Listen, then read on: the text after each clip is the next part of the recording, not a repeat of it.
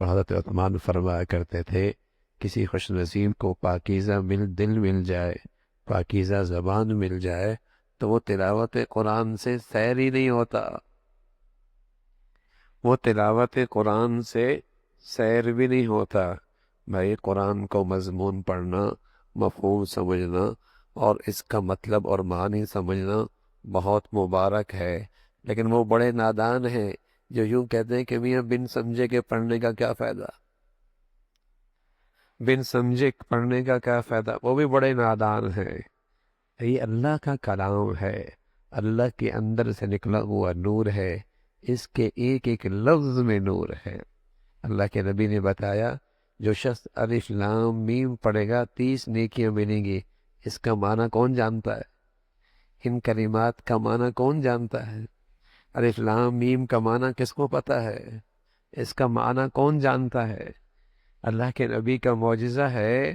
آپ نے بات سمجھانا بھی چاہیے تو ایسے الفاظ کا انتخاب فرمایا جن کا معنی کوئی نہیں، ورنہ آپ کہتے ہیں اللہ لا الہ الا هو الحی القیوم، ان الفاظ کے ہر لفظ پر اتنی نیکیاں ہیں۔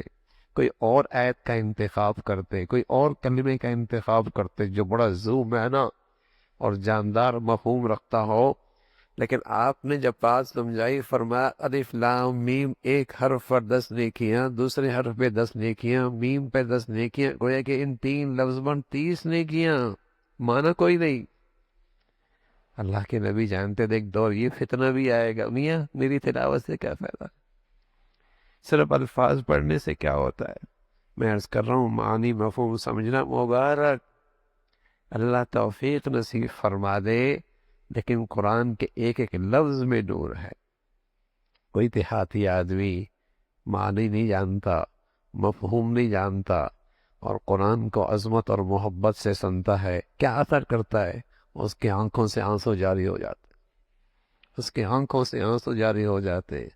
معنی نہیں جانتا، مفہوم نہیں جانتا، اس کے الفاظ نے اس کے دل پہ ایسا اثر کیا آنکھوں سے آنسو جاری ہو گئے، رونگٹے کھڑے ہو گئے، رونگٹے کھڑے ہو گئے۔ تو ان الفاظ کی بھی اپنی ایک تاثیر ہے۔ تو تلاوت قرآن یہ دوا بھی ہے، دوا بھی ہے بیمار دلوں کے لیے، یہ غذا بھی ہے صحت مند دلوں کے لیے، دوا بھی ہے ہاں بیمار دلوں کے لیے۔ علاج یہی ہے، تلاوت کرو، کثرت سے تلاوت کرو، دلوں میں رقت آئے گی، دلوں میں رقت آئے گی، نصائح خیر کی باتیں، اچھی باتیں قبول ہونا آسان ہوگی، ورنہ سنا انسنی کر دے گا، سنی انسنی کر دے گا، عبرت کے اتنے نقشے ہیں اثر ہی نہیں دے گا۔ تو دوا بھی ہے، غذا بھی ہے۔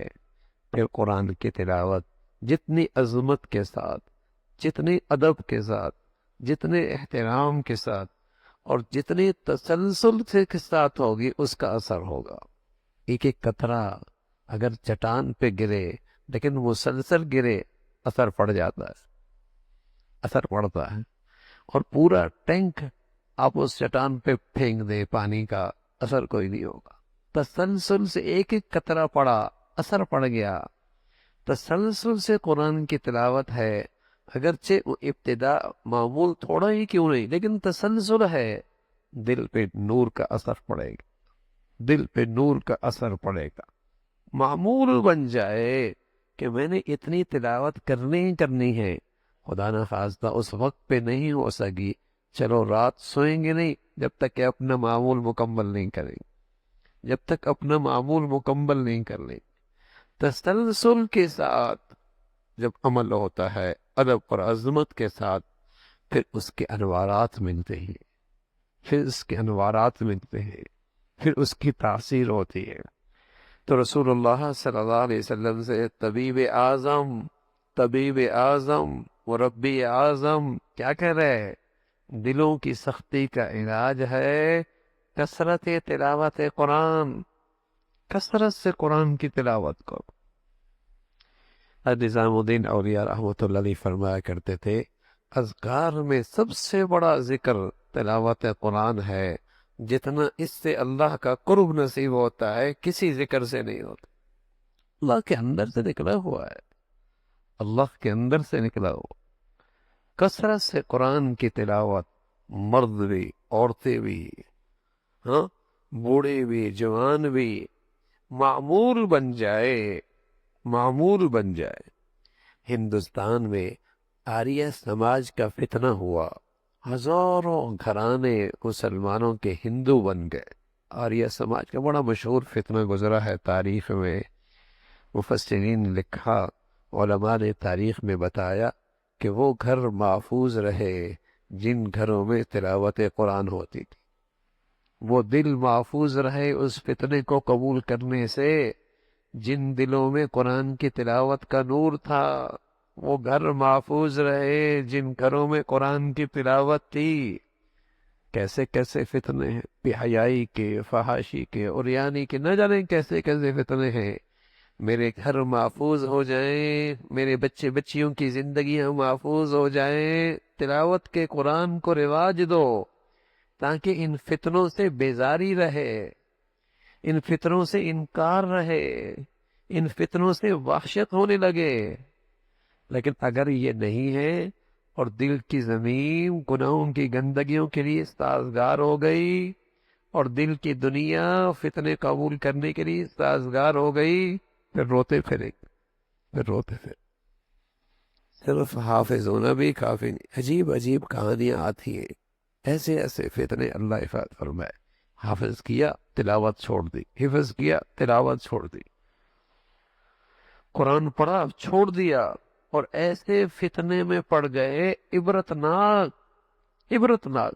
کیوں؟ اس دولت کی قدر نہیں کی، اس دولت کی قدر نہیں کی، اس دولت کی قدر نہیں کی، تلاوت چھوڑ دی، تلاوت چھوڑ دی۔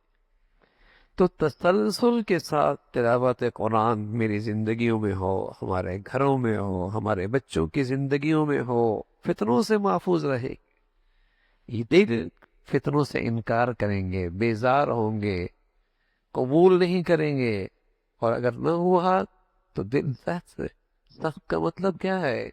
خیر نہیں قبول کرتا، شر قبول کرتا ہے، برائی کی چیزیں، برائی کی باتیں قبول کرتا ہے، خیر کی باتیں، نصیحت کی باتیں، ہدایت کی باتیں قبول نہیں ہوتی۔ رسول اللہ صلی اللہ علیہ وسلم بتا رہے کہ کثرت قرآن کے تلاوت قرآن، اس سے دلوں کا زنگ دور ہوتا ہے۔ اللہ رب العزت ہمیں نصیب فرما دے۔